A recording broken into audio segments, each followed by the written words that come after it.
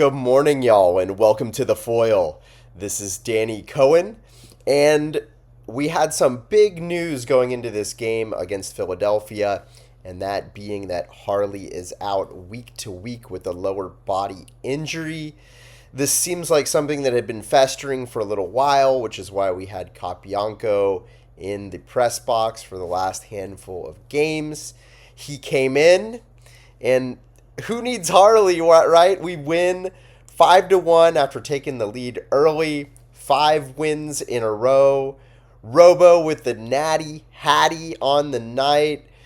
And we take it to the bank. Before we get into all the details of it, I'd like for you to do me the favor of subscribing, liking, commenting, sharing this with a friend, posting it on social media. Do whatever you've got to do to help me get the word out. I appreciate all y'all foilists.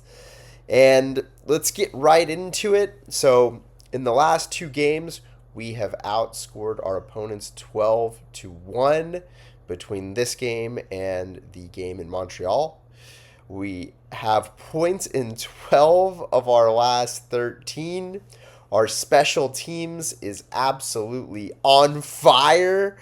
We have now 4 perfect games on the penalty kill to make it 12 straight penalty kills.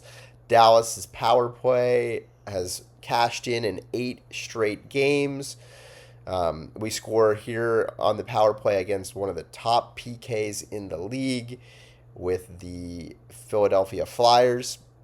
And now we are less than 1 point away from catching the Pittsburgh Penguins power play, which is tops in the league. They had a big lead on us by several points, I think 3 or 4 points here, and we have absolutely closed the gap with this run that we have been on. So pretty amazing to see. We outshoot the Flyers 28-21. We really truly dominated this game. Last game we did get outshot and we executed better than they did. This time we controlled most of the play, and it's really the kind of win that you want to see out of this Stars team, which just seems to be getting better and better with each game. So Robo continues the magic with the hat trick that he had.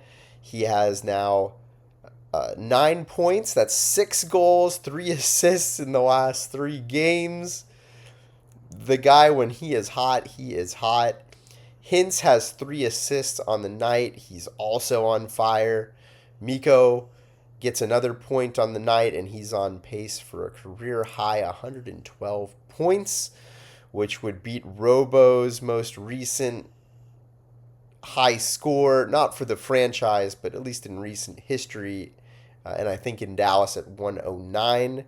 So let's see if Mikko can continue this pace, and then we can start talking maybe about some Dallas Stars or even franchise records going back to Minnesota.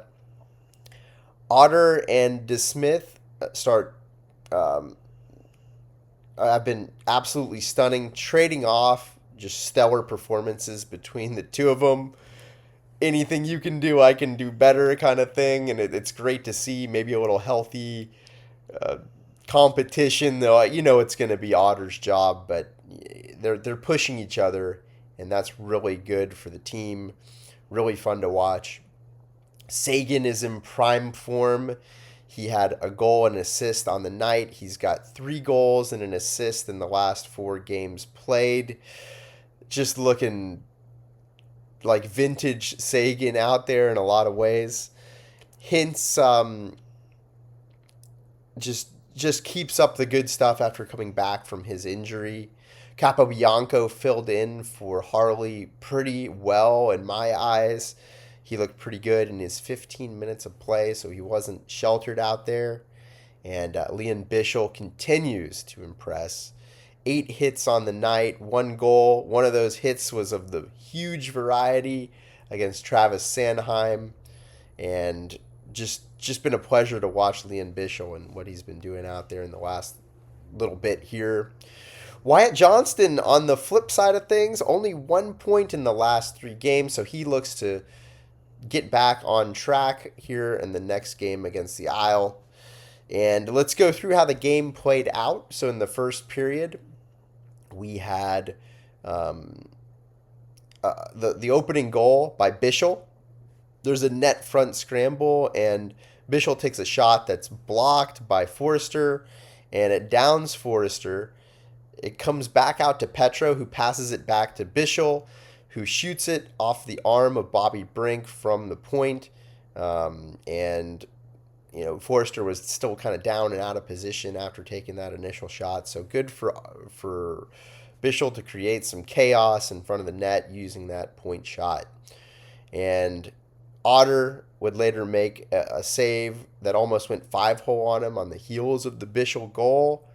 And then the Flyers goalie comes back, makes a couple good stops on Esa. So the goalies are kind of dueling it out here in the early part of the game. I saw a great play by Bichsel where he skates diagonally across the net front to use his skates sideways, like stack them one in front of the other to stop a pass from into the slot from behind the net. So just really good stuff there. It looks like we're on the power play at times here when it's even strength, and that was the case throughout a lot of the game. And then with 15:30 in, Philadelphia only has one shot on goal, so the hot starts continue for Dallas, just doing great things early in the game, which we struggled to do in the early goings of the year. Blackwell gets interfered with in the O-zone. He draws a penalty. We don't cash in on it, and we go to the intermission 1-0, and the Flyers are lucky that it's only 1-0. In the second period, the Flyers are taking over the play a little bit, but Dallas makes it 2-0 on Robo's goal here. Heiskanen with a quick backhand out to Robo, who takes the line and passes it to Seguin, passes it back to Hintz. Hintz goes back to Seguin, who sneaks behind the D again, and he whiffs the shot on Vladar as he's trying to get to the puck to his forehand. And it just so happens that it went right to Robo, who was waiting for it, and slips the puck behind Vladar on his backhand to make it 2-0 from a tight angle. And just Robo's in the right spot at the right time here. He's got that scorer's instinct. Good stuff from Seguin, who manages to put the stealth on and sneak behind defensemen. You see that a lot from him. He's not as fast as he used to be, but he yet still gets behind the D. Kind of like Hull used to do some of that. He used to sneak out and get in positions where he wasn't covered. A little bit different. He used to do it a little bit from distance, and Seguin. But they got that similar stealth ability where they're able to just find openings and go unnoticed. So Robo does it again after this to make it 3-0. And it's a play where Robo and Juleson are in a pile behind the Philadelphia net during a puck battle. And Juleson would lose track of Robo, which would come into play here later in the aftermath of this pileup back there. So the puck squirts loose to Lindell during this puck battle, who's at the point. He passes it to Hintz along the wall, who skates it back towards the blue line and then dishes it low to Robo. And Robo curls in front of the net and whips one high past Vladar. Just his shot is on the money right now. We go into the third period. It's 3-0. So more pressure from Dallas early in the third. We trade a few chances with them after that. And then Otter, he just looked calm with his stops, and he made another few here in the early going of the third, where he just, your typical cool, collected Ottinger. He had a good night overall. So then we get a power play, and Robo gets his natty Hattie tic-tac-toe play, a set play that we've been seeing from the Stars on the power play. Rantanen along the wall gets the puck low to Hintz, who finds Robo in the slot, rips it past the glove on Vladar. The hats come down, a lot of hats. It's good to see so many Stars fans out there willing to sacrifice a good hat, and just amazing stuff to see Robo getting a hat trick after he'd been in such a slump for a while. So it's good, nothing but good news for the Stars, and hope he keeps it going. Philadelphia would come back and close it to 4-1, but that would be as close as they would get.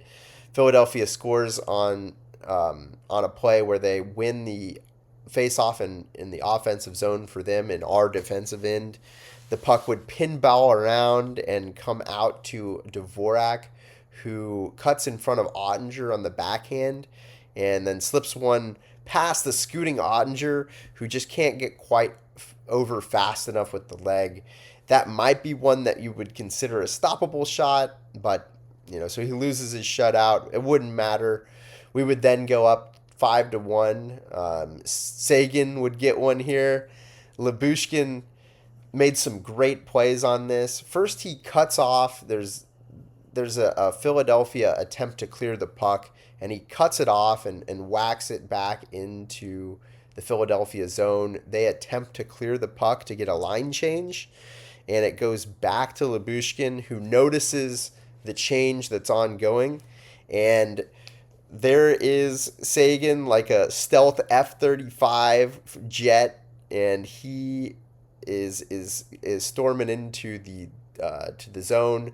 Lyubushkin finds him on a nice, accurate outlet pass, and then Seguin, with just enough speed to get the shot off before the Flyers can get to him, comes down the wing and then beats Vladar to the glove side, one that Vladar would probably want back, and Seguin is just looking great here. So that would be the final score, 5-1. Dallas would end up needing the win to keep Chicago and Winnipeg at bay, who are 5 points behind us with one game in hand. They both won their games on the night. Colorado has one game in hand on us, and we are now 2 points behind them for tops in the division and the league. The Devils won last night too, so they kept us at third in the league, and we go on to play the Islanders, who have won 4 in a row. So we've got two teams that are very hot in this next game. 4-game winning streak versus us with a 5-game winning streak to see who is the better team right now. I look forward to it. If you have any questions for me in the meantime, you can reach me at The Foil Hockey. That's THEFOIL hockey @gmail.com. I also have a new Reddit to check out, and that is The Foil Hockey. You can find me there as well. You guys have a great day.